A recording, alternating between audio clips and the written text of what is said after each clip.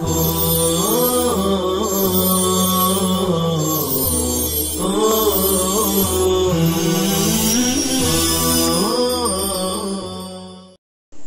اللہ الرحمن الرحیم نحمدہ ونصلی علی رسولہ الکریم اما بعد باب الوضوء من النوم۔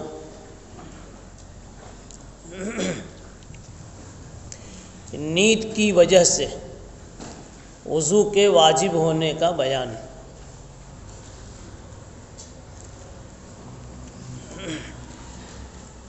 اس عنوان کا حاصل یہ ہے کہ نیند کی وجہ سے آدمی کا وضو ٹوٹ جاتا ہے یا نہیں، اس کو حل کرنا۔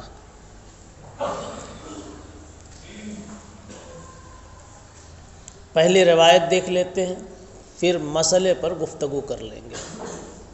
بہی قال حدثنا اسماعیل بن موسیٰ وحناد ومحمد بن عبید المحاربی محمد بن عبید المحاربی المعنى واحد قالوا حدثنا عبد السلام بن حرب عن ابی خالد الدالانی عن قتادة عن ابی العالی عن ابن عباس انه رأى النبي صلی اللہ علیہ وسلم نام وهو ساجد۔ عبداللہ ابن عباس رضی اللہ تعالی عنہ فرماتے ہیں کہ انہوں نے نبی پاک صلی اللہ علیہ وسلم کو دیکھا کہ آپ سو گئے سجدے کی حالت میں، یہاں تک کہ آپ کھراٹے کی یا پھوں پھوں کی آواز کرنے لگے، پھر کھڑے ہوئے اور نماز پڑھنے لگے۔ میں نے کہا یا رسول اللہ انک قد نمت، آپ تو سو گئے تھے، پھر نماز پڑھنے لگے۔ فرمایا ان الوضوء لا یجب الا علی من نام مستجعا، وضو واجب نہیں ہوتا مگر اس شخص پر جو سو جاوے پہلو کے بل، مستجعا استجاع کی حالت میں، پہلو کے بل۔ فإنه اذا استجع استرخت مفاصله، اس لیے کہ جب پہلو کے بل آدمی سوتا ہے تو اس کے جوڑ ڈھیلے ہو جاتے ہیں۔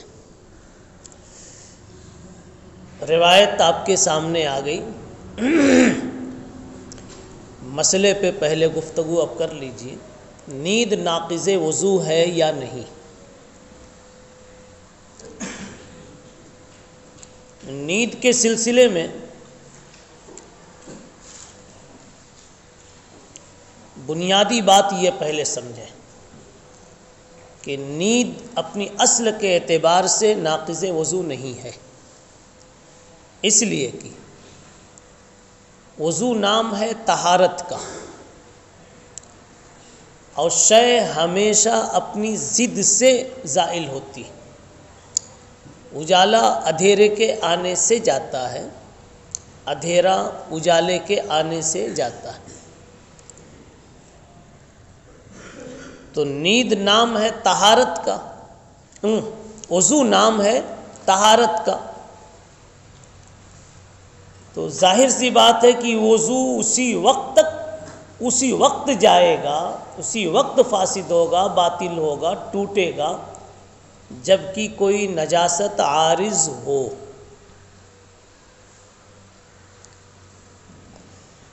نیند نجاست نہیں ہے، نیند نجاست نہیں ہے، البتہ نیند سبب بنتی ہے ایک نجاست کے نکلنے کے لیے، اس لیے نیند کو نجاست کے قائم مقام مان لیا گیا ہے۔ بس اس بنیاد پر، اس توجیہ کی بنیاد پر نیند میں یہ شان پیدا ہو گئی کہ وہ ناقض وضو بن سکے۔ نیند کو ناقض وضو اس اعتبار سے کہا جا سکتا ہے کہ وہ خود تو نجس نہیں ہے، نجاست نہیں ہے، لیکن ایک شے نجس کے نکلنے کے لیے سبب ہے، یعنی ہوا کے نکلنے کے لیے۔ اب نیند ناقض وضو ہے یا نہیں، اس میں علماء کا کیا کہنا ہے، محدثین و فقہا کا کیا کہنا ہے؟ اس میں 3 قول ہیں۔ پہلا قول یہ ہے کہ نیند مطلقاً غیر ناقض وضو ہے، یعنی ہر حال میں چاہے کسی بھی طرح سے بندہ سوئے نیند ناقض وضو نہیں ہے، غیر ناقض وضو۔ اس کے قائل عبداللہ ابن عمر، ابو موسیٰ اشعری وغیرہ ہیں۔ دوسرا قول یہ ہے کہ نیند مطلقاً ناقض وضو ہے، ہر حال میں ناقض وضو ہے۔ اس کے قائل حضرت حسن بصری، ابن شہاب زہری، امام اوزاعی وغیرہ ہیں۔ تیسرا قول یہ ہے کہ نیند کی 2 قسمیں، غالب غیر غالب۔ نوم غالب ناقض وضو ہے، نوم غیر غالب ناقض وضو نہیں ہے۔ نوم غالب وہ نیند جو سونے والے پر غالب ہو جاوے۔ اب جب نیند کا غلبہ ہو جائے گا، غالب ہو جائے گی، تو ظاہر سی بات ہے کہ ہوا وغیرہ کے نکلنے کے امکانات کافی ہو گئے، اس کو خوش خبر نہیں۔ اور نیند غیر غالب ہے تو یہ غالب ہے، ابھی گویا بیداری کا غلبہ ہے، نیند کا تھوڑا سا عارضہ ہے۔ اب اگر ہوا نکلی تو اس کو پتہ چلے، نہ نکلی تو بھی پتہ چلے۔ تو 2 قسمیں، نوم غالب اور نوم غیر غالب۔ اگر نوم غالب ہے تو ناقض وضو ہے، اور نوم غیر غالب ہے تو ناقض وضو نہیں ہے۔ یہ مذہب ہے ائمہ 4 کا، امام ابو حنیفہ، امام مالک، امام شافعی، امام احمد بن حنبل رحمہم اللہ کا۔ البتہ پھر ان کے درمیان یہ اختلاف ہے کہ نوم غالب کی کیا پہچان ہے، کون سی نیند کو نوم غالب کہیں گے؟ تو اس میں اختلاف ہوا۔ احناف کے نزدیک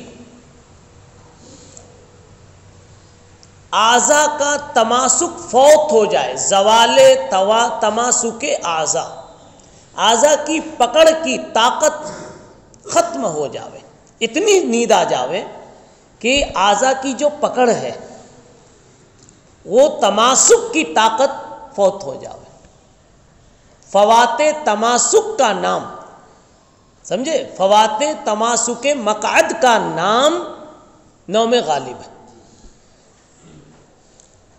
جیسے ابھی آپ بیٹھے ہیں تو آپ کو اگر تھوڑا تقاضا بھی ہو ہوا کے نکلنے کا، پھر بھی آپ اپنی قوت تماسک سے روک لیتے، اور اگر ابھی نیند کا غلبہ ہو جائے تو وہ جو ہوا نکلنا چاہتی ہے آٹومیٹک خود سے نکل جائے گی۔ تو احناف کے نزدیک نوم غالب کی پہچان یہ ہے کہ قوت تماسک فوت ہو جاوے، یعنی مقعد کو روکے رکھنے، دبائے رکھنے کی جو طاقت ہے اور اعضاء کو قابو میں رکھنے کی جو طاقت ہے وہ کیا ہو جائے، فوت ہو جائے۔ اور اسی کو کبھی استرخاء مفاصل سے تعبیر کیا جاتا ہے کہ جوڑے جوڑے ڈھیلے ہو جائیں، اور جب سارے جوڑے ڈھیلے ہو جائیں گے، سارے جوڑ، تو مقعد بھی ڈھیلا ہو جائے گا۔ شوافع کے نزدیک نوم غالب کی پہچان ہے زوال مقعد عن الارض، زوال تماسک نہیں، زوال مقعد عن الارض۔ زمین سے مقعد اگر چھٹا ہوا ہے اور اس حال میں نیند آئی تو سمجھ جاؤ کہ نیند غالب ہے۔ اب فرق دونوں میں یہ ہوگا کہ بسا اوقات ہلکی سی نیند ہوتی ہے اور زمین سے مقعد چھوٹتا ہے، لیکن بندہ ادھر گر جائے ادھر گر جائے ایسا نہیں ہوتا، زمین سے تھوڑا سا مقعد کبھی چھوٹ جاتا ہے۔ اب احناف کے نزدیک محض زوال مقعد سے وضو نہیں ٹوٹا، اور شوافع کے نزدیک ٹوٹ جائے گا، البتہ اتنا اگر ہو جاوے کہ مقعد کی پکڑ بھی ڈھیلی پڑ جاوے تو احناف کے نزدیک بھی وضو ٹوٹ جائے گا۔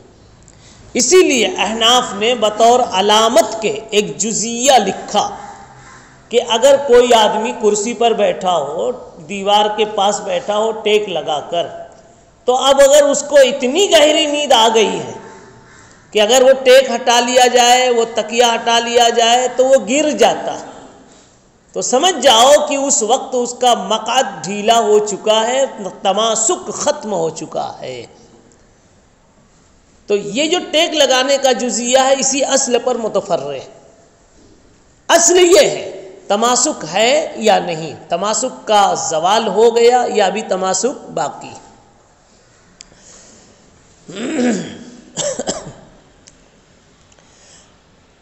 اب روایت کو آپ کو دیکھنا ہے کہ روایت میں یہ بات آئی ابھی جس کا ترجمہ کیا گیا کہ جناب رسول اللہ صلی اللہ علیہ وسلم سو گئے تھے۔ ابن عباس فرماتے اٹھے اور آپ نماز پڑھنے لگے۔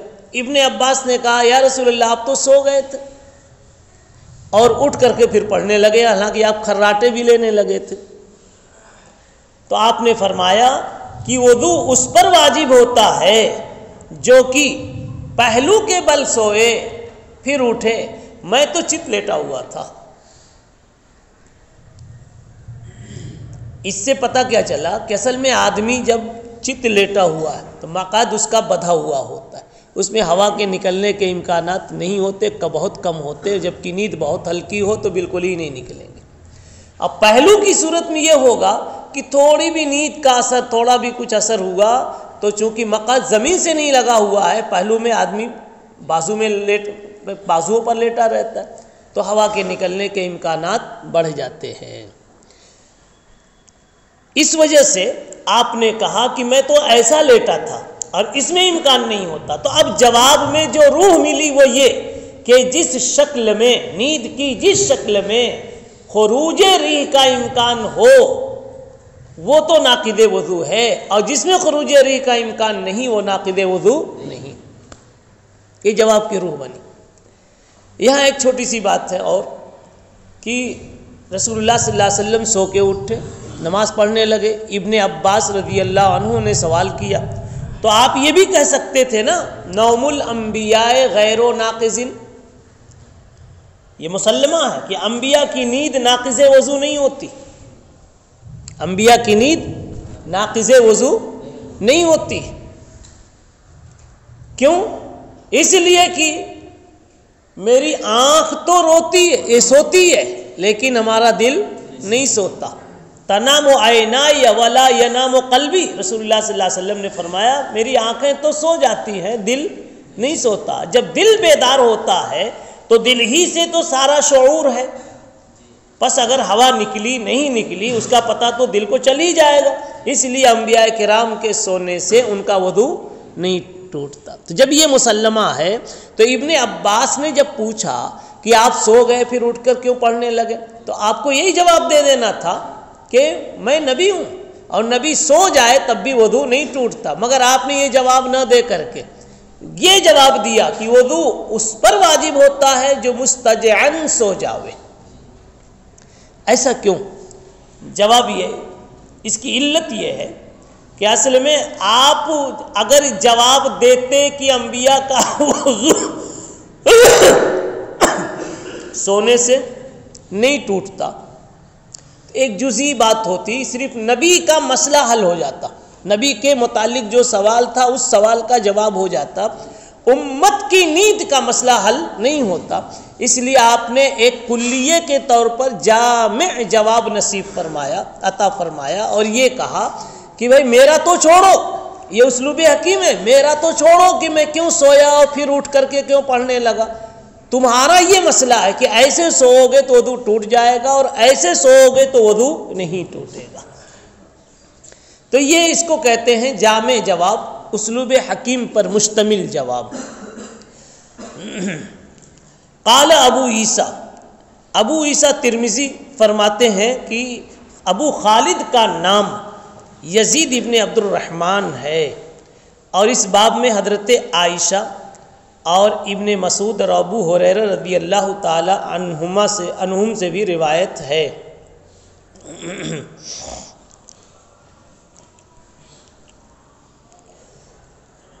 اگلی حدیث اس میں ہے، انس بن مالک رضی اللہ تعالی عنہ کہتے ہیں کان اصحاب رسول اللہ صلی اللہ علیہ وسلم ینامون ثم یقومون فیصلون ولا یتوضؤون۔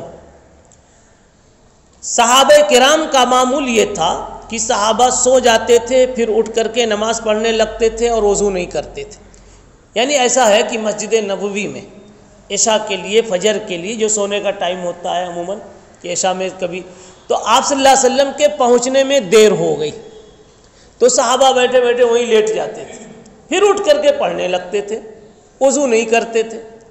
اس سے ان حضرات نے استدلال کیا جو کہتے ہیں نیند مطلقاً غیر ناقض ہے، ابن عمر اور ابو موسیٰ اشعری رضی اللہ عنہما نے۔ جن لوگوں نے وضو کو ناقص مانا پھر اس کا کیا جواب دیں گے؟ مجمع الزوائد میں یہ روایت دو طرح سے منقول ہے کہ صحابہ سو جاتے تھے، یقومون یصلون ولا یتوضؤون وفی روایت ویتوضؤون، کہ بعد روایت میں یہ ہے کہ وضو بھی کرتے تھے پھر نماز پڑھتے تھے، بعض میں یہ کہ وضو نہیں کرتے اور نماز پڑھتے تھے۔ اب تطبیق یہ دی گئی کہ صحابہ کرام میں جنہوں نے یہ خیال کیا کہ میرے کو گہری نیند آ گئی تھی وہ تو اٹھ کر کے وضو کرتے تھے، اور جن کو یہ خیال ہوا کہ میں تو ہلکا سا سویا تھا، صرف ایسی سونے کی شکل بنا رکھی تھی، وہ لا یتوضؤون۔ بس یہی بات سمجھ میں آئی کہ نوم غالب جہاں ہوئی تو وہاں وضو کیا گیا، اور جہاں نوم غالب نہیں ہوئی وہاں وضو نہیں کیا گیا۔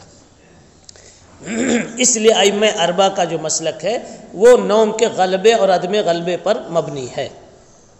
قال ابو عیسیٰ ھذا حدیث حسن صحیح وسمعت صالح بن عبد اللہ یقول سألت ابن مبارک امن نام قائدا معتمدا۔ عبداللہ ابن مبارک سے پوچھا گیا کہ وہ آدمی جو ٹیک لگا کر کے بیٹھ کر کے سو جائے تو آپ نے فرمایا لا وضو علیہ۔ اس میں وہی تفصیل کی جائے گی کہ ایسا سونا سویا ٹیک لگا کر کہ ٹیک ہٹا لیا جاوے پھر بھی وہ گرنے نہ پائے، تو ایسی معمولی نیند میں وضو ٹوٹتا نہیں۔ وقد روا حدیث ابن عباس سعید بن ابی عروبۃ عن قتادۃ عن ابن عباس قولہ ولم یذکر فیہ ابا العالیہ ولم یرفعہ۔ ایک بات ہے، آگے تو پھر وہ مسلک بیان کیا ہے جو ابھی میں نے آپ کو بتا دیا دو تین سطروں میں۔ یہاں ایک چھوٹی سی بات، چھوٹی سی نہیں ہے، چھوٹی وقت کے اعتبار سے ہے، باقی ہے تو اہم بات وہ یہ ہے کہ روایت میں ابو خالد دالانی یہ قائم ہوئے، ابو خالد دالانی۔ آپ یہ روایت ہے ان ابی خالد الدالانی ان قتادہ ان ابی العالیہ۔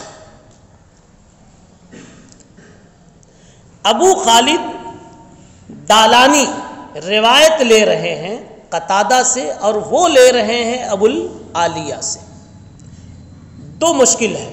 نمبر ایک، ابو خالد دالانی کو بعض محدثین نے ضعیف قرار دیا، لہذا یہ روایت حدیث باب ضعیف قرار پائی۔ پھر اس سے استدلال کس طرح کیا گیا کہ اس کا جواب یہ ہے کہ اگرچہ بعض محدثین نے ان کو ضعیف کہا ہے، مگر بعض دوسرے ناقدین محدثین نے مثلا ابو حاتم رازی نے اور ابن حبان نے، ان حضرات نے ان کی توثیق بھی فرمائی ہے، تعدیل بھی فرمائی ہے، یعنی ان کو ثقہ قرار دیا۔ زیادہ سے زیادہ اب ان کی حیثیت متکلم فی کی ہوئی، مجروح متعین کی نہیں ہوئی۔ اب جب یہ متکلم فی ہوئے تو ان کی حدیث ضعیف نہ کہہ کر کے حسن کہنا ان کی حدیث کو بہتر ہوگا۔ یہ حدیث حسن درجے کی ہوئی۔